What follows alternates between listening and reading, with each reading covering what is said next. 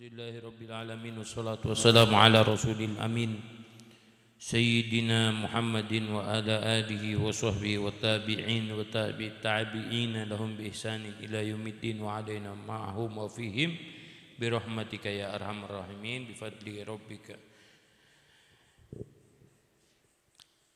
Amma ba'du, naitu ta'allum ta'lim wa tadhakkur wa tadhkiru wal naf'ah wal intifa' الحسالة تمسك في كتاب الله وسنة رسول الله والدعاء إلى الهدى والدلالة إلى الخير ابتغاء مرضات الله وقربه وثوابه سبحانه وتعالى. Yang saya hormati Ustaz Munawar, Sohibul Bait Bang Thayyib, dan juga jamaah rutinan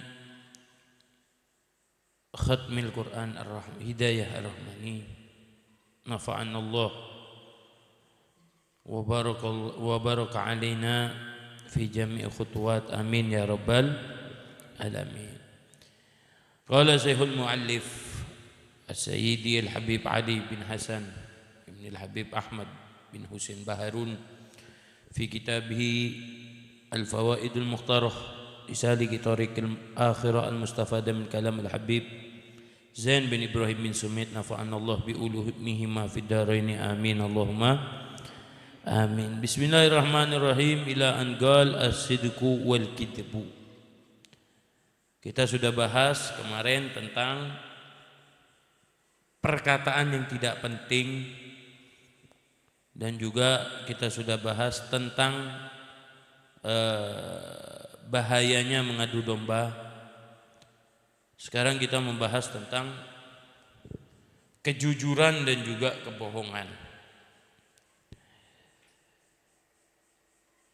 Berkata Al-Habib Ahmad Al-Attas di dalam kalamnya, as-sidqu, jujur. Ada yang mengatakan semangat. Wadifatul asrar, itu akan membuat sebuah tugas daripada sir-sirnya Allah Subhanahu wa taala. Sebagaimana Allah Subhanahu wa taala berfirman, ya ayyuhalladzina amanu taqullaha wa kunu ma'as shadiqin. Wahai orang-orang yang beriman, bertakwalah kamu kepada Allah Subhanahu wa taala, wa kunu ma'as shadiqin, dan selalulah kamu berbarengan, nyari kancah, nyari teman, ma'as shadiqin, dengan orang-orang yang jujur. Jujur di sini adalah jujur ketika sudah ada perintah Allah Subhanahu wa taala, menjalankannya dengan sebaik-baiknya. Jujur untuk menjauhi daripada larangan-larangan Allah Subhanahu wa taala, dan menjauhi orang-orang yang jauh dari Allah Subhanahu wa taala. Ini sudah keistimewaan dari Allah Subhanahu wa taala, bahwasanya kejujuran ini pasti akan membawa kebaikan, sebagaimana kebaikan itu janji Allah Subhanahu wa taala akan mendapatkan surga. Innalil muttaqina mafaza hadaika wa a'naba wa fawaki atraba wa ka'san dihaqa. Kata Allah Subhanahu wa taala, sesungguhnya bagi orang-orang yang bertakwa kepada Allah Subhanahu wa taala, dia akan mendapatkan surga beserta kebun-kebunan yang sangat indah. Maka jujur ini penting. Dan nilai seseorang itu daripada kejujurannya. Kalau kita mau jujur, maka kita akan banyak temannya. Inna sidqa la yahdi ilal bir wa innal birra la yahdi ilal jannah wa innal kidba la yahdi ilal fujur wa innal fujur la yahdi ilal nar. Na'udzubillahi min dzalik, kata Nabi Muhammad SAW. Kejujuran akan membawa kepada kebaikan. Jujurlah. Segala hal pokok jujur. Jujur itu akan membawa kebaikan, dan kebaikan itu akan membawa kepada surganya Allah Subhanahu wa taala. Muntah Buya Abi Abdurrahman Ba'ali, manusia itu dipegang omongannya. Mun cape tekuk tau ngara, mun orang tekuk bentana. Mun tekuk elong. Gitu juga. Orang jujur pasti akan sukses. Sebaliknya, naudzubillahi min dzalik, kebohongan itu akan membawa kesialan. Bana kancaan bi orang si tukang cerpak, maka kamu akan dibodoh-bodohi dan kamu akan dibohongi. Sebagaimana terbuna nasihat Al-Imam Ali Zainal Abidin kepada putranya Sayyidina Muhammad Al-Bagir, saya ingat. Kata beliau, jangan kamu ini nyari teman yang tukang bohong. Kenapa orang itu kalau sudah bohong satu kali sukses, cara pakai sukses, maka dia akan mencari alasan untuk berbohong untuk kedua kalinya. Berbohong dua kali sukses, maka dia akan mencoba untuk kebohongan ketiga kalinya dan seterusnya. Makanya orang cerpak nikah penuh drama. Tak usah lihat orang dengan segi psikologis. Lihat aja omongannya jujur, berarti itu orang baik. Tapi kalau sudah omongannya ini bohong, bentana langi, langi ren lintang pak, bodoh sertifikat kepi kena. Apa sih tak boleh kita tangpak ro kancana ro sendi layan sendiri abu. Tangpak mentang kancan engkau ujek latang kanca.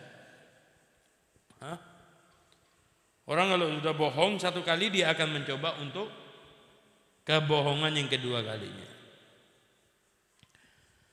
Maka diriwayatkan bahwasanya Syekh Abdul Qadir Al-Jailani radhiyallahu anhu, beliau berkata, banaitu amri ala siddiq. Saya bangun perkara saya semuanya itu kejujuran. Semuanya kejujuran.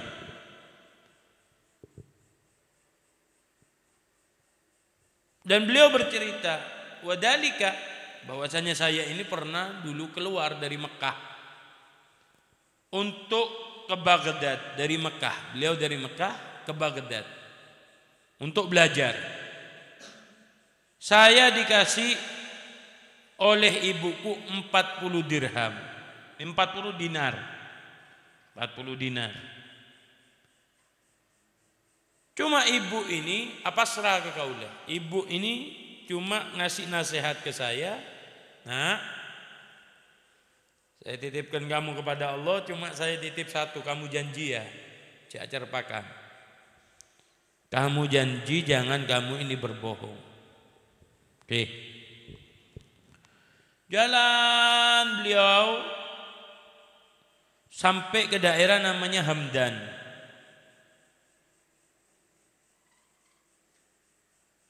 Sampai ketemu ada orang ini pencuri.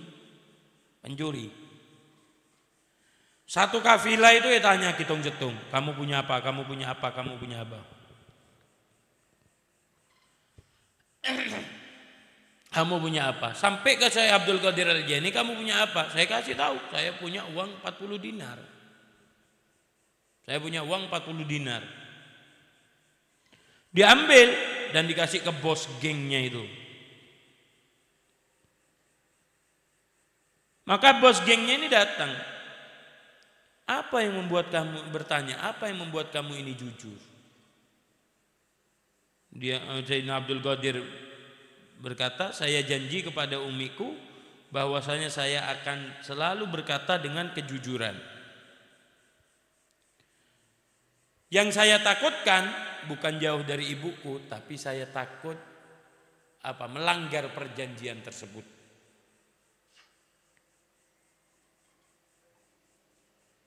Maka Dikasih tahu, ini tempatnya di sini. Umi saya naruh 40 dinar di dalam ini, di dalam baju saya. Kalak kelam bida cari ketemu 40 dinar.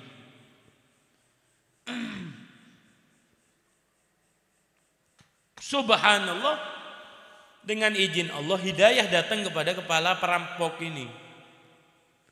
Kata kepala perampok, kamu ini takut melanggar janji kepada ibumu dengan kejujuranmu, sedangkan saya ini tidak takut atas janji-janji Allah untuk orang yang merampok, untuk orang yang jauh dari Allah Subhanahu wa taala. Maka apa? Karena kejujuran tadi ini kepala perampok ngomong kepada anak buahnya, pembeli, uang 40 dinar tadi ini kembalikan. Saya tidak mau ngambil, bahkan dikembalikan semua yang sudah dirampok daripada golongan tadi. Sambil berkata ketua ini, ana taibun lillah ala yadaik. Ya Abdul Qadir, meskipun kamu ini kecil tapi kamu jujur, saya tobat kepada Allah Subhanahu wa taala, dan saya ini mau bertobat di tanganmu. Kepala perampok atau kepala perampok dia tobat di tangannya anak kecil. Karena apa? Jujur.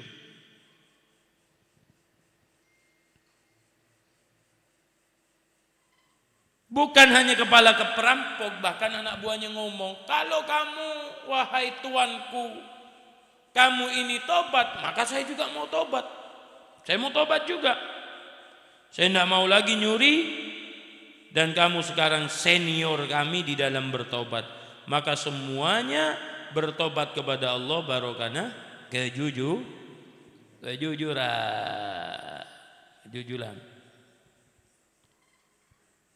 Oleh karena itu, kejujuran ini untuk seseorang adalah suatu predikat, baik itu kepada keluarga sendiri. Karena ketika kita ini sudah alako seharian, mungkin tak nemu penghasilan, ini yang perlu dirubah ya, perlu dirubah. Jangan pernah sampean ini pulang ke rumah sampean meskipun tidak punya uang, jangan ngomong tidak ada rezeki hari ini, tidak boleh. Rezeki itu tiap hari dibagi oleh Allah. Tapi mau mulai tanya BPC, boleh. Saya hari ini tidak bawa uang. Mudah-mudahan besok ada uangnya. Jangan ngocak, toler cek kewe, tak ada cek kene sedia, taib sedia jangan. Ala niyatikum turzakun. Dengan niat kalian itu Allah akan memberi rezeki. Waktu sebelum pagi hari sebelum kita keluar kita harus punya niat. Mudah-mudahan saya mendapat ridhonya Allah, dapat ridhonya orang tua, dapat ridhonya Nabi Muhammad, dapat uang yang banyak, saya akan jadi kaya. Saya selalu niat-niat positif, jangan ada niat negatif. Ya Allah, di rumah relaan, kok kita masat, lewat sini mana ada. Niatnya sudah negatif, akhirnya apa? Karena niat tersebut Allah Subhanahu wa taala akan mengabulkan. A'udzubillah min dzalik. Sebaliknya, kebohongan itu adalah dosa yang sangat besar dan bahkan bisa mengurangi terhadap iman kita. Dan orang yang berbohong itu akan mendapat laknat Allah Subhanahu wa taala karena kebohongannya. Naudzubillah min dzalik. Wa naj'al laknatullah 'alal kadibin. Allah Subhanahu wa taala akan menjadikan laknatnya terhadap orang-orang yang berbohong kepada Allah Subhanahu wa taala. Allah kala-kali. Allah jogocoh. Ya Allah, terisabora ya Allah. Sarwa jeng sepu gol empat, jeng gol beton ini kan jogo-jogo Allah. Terisabora ya Allah. Nih, dosa besar. Dosa kepada manusia aja kita harus minta maaf. Apalagi dosa kepada Allah. Naudzubillah min dzalik. Tapi kalau orang itu sudah berbohong satu kali, baik itu kepada Allah dan lebih-lebih kepada Ada apa? Baik itu kepada makhluk, lebih-lebih kepada Allah. Pada makhluk saja, ke makhluk baik. Satu kali kita berbohong sudah kening stempel, tek tukang cerpak. Hah? Mulai kening stempel tukang cerpak, siapa sih bertanya? Jauh urusan besi, coba salah. Engkau mari coba lagi, tukang cerpak, orang yang nyawa tuh, Hah? Mulai cerpak sekalian, ada. Repot untuk mengembalikan daripada sifat kebohongan kepada jujur, kecuali kita sudah minta maaf dan kita bersungguh-sungguh bertaubat kepada Allah Subhanahu wa taala. Bahkan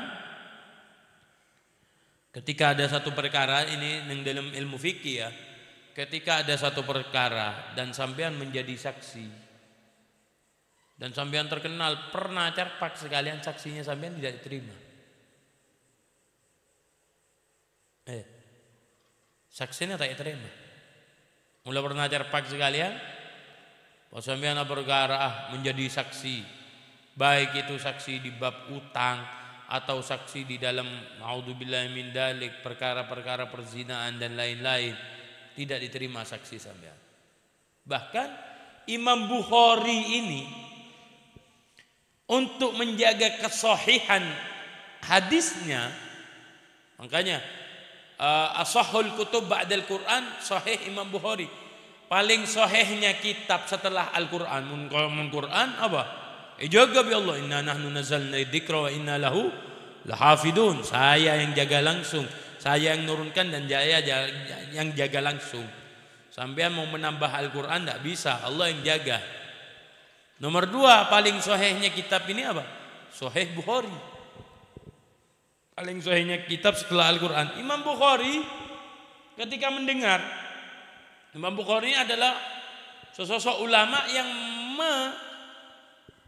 menghabiskan waktu dan juga kesehatannya untuk mengumpulkan hadis-hadis sahih dari Nabi Muhammad SAW. Ketika dikatakan kepada Imam Bukhari, fulan bin fulan mendapatkan riwayat dari fulan, dari fulan, dari fulan, dari Rasulullah, beliau di hadis, pada hadis roh, di hadis.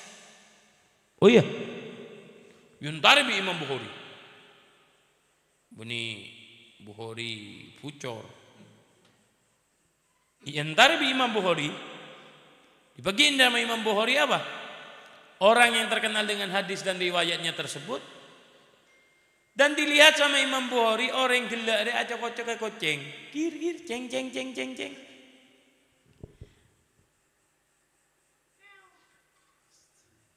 Acak kocok ke koceng dengan ridaknya, dengan kainnya, seakan-akan di situ ada apa? Acak kocok ke kuda, maaf. Acak kocok ke kuda. Dengan ridaknya, seakan-akan itu adalah rumput atau gandum. Imam Bukhari tanya, kamu punya gandum enggak untuk makan kuda ini? Enggak. Gula kuna kerja begitu. Oh. Aja. Sama Imam Bukhari langsung mengatakan, saya tidak akan mengambil riwayat meskipun sampean punya riwayat sahih, keng sampean nyongocoh dekah hewan. Oh, seleksinya ketat, Bos. Seleksi hadis Imam Bukhari ketat. Bahkan orang yang aja kocok kudanya, aja kocok. Tapi apa kata beliau? Saya tidak akan mengambil hadis dari orang saya cokoco dek ke keben bayi cokoco apa boleh manusia. Wah, seleksinya ketat. Itu. Oleh karena itu, poin penting ya. Jangankan ke teman, kalau bisa jangan pernah berbohong kepada anak. Jangan pernah berbohong kepada anak. Jangan pernah bohong. Kapan lah cuci ke anak kalau bisa? Tepatin, muntai tepatin, ya Kalau bisa jangan dibohongin. Jangan dibohongin. Kenapa? Supaya bohong tersebut tidak menular kepada anak-anak sampean. Nih ya. Anak minta nikah, ya nak insya Allah mudah-mudahan ada rezeki, nanti saya belikan. Jujur woi. Minta nikah anu reo kan, minta sepeda listrik gua anu kan, iya terbeda rezeki. Tak usah sambian nikah apa pas mau anak minta sepeda listrik kotu ngaria kotu meliaki sampai sambian tang taotang dari taking tak mampu nah melebihkan daripada kapasitas antum sehingga membuat antum repot ke belakangnya, dan juga kebohongan tersebut akan menular kepada anak ketika kita berbohong satu kali kepada anak. Jujur baik. Pak kita anak PC tu aki mudah-mudahan bapak alakon mau PC sebenarnya pas banget belinya lebih baik gitu daripada sampean ini terus mau apa namanya melebih-lebihkannya. Mungkin antum lebih paham bagaimana Sayyidil Wahid Abuya rahimallahu rahmatal abrar tentang kejujuran dan bagaimana beliau ini ketika sudah bab kejujuran beliau tentang keras. Oleh karena itu kalau sudah kita mendapatkan kepercayaan dan maka jujurlah kepada orang agar kita ini bagus ta'amulnya. Jangan pernah berbohong kepada siapapun, kepada makhluk, lebih-lebih kepada sang Holy. Malaika ulah sareng ajunan berarti bi Allah orang si tepak orang si bener. Amin Allahumma amin. Hada minni subhanakallahumma wa bihamdik asyhadu an la ilaha illa anta astaghfiruka wa atubu ilaik. Sepurana maaf dan mudah-mudahan bisa jadi ilmu yang manfaat. Assalamualaikum warahmatullahi taala wabarakatuh.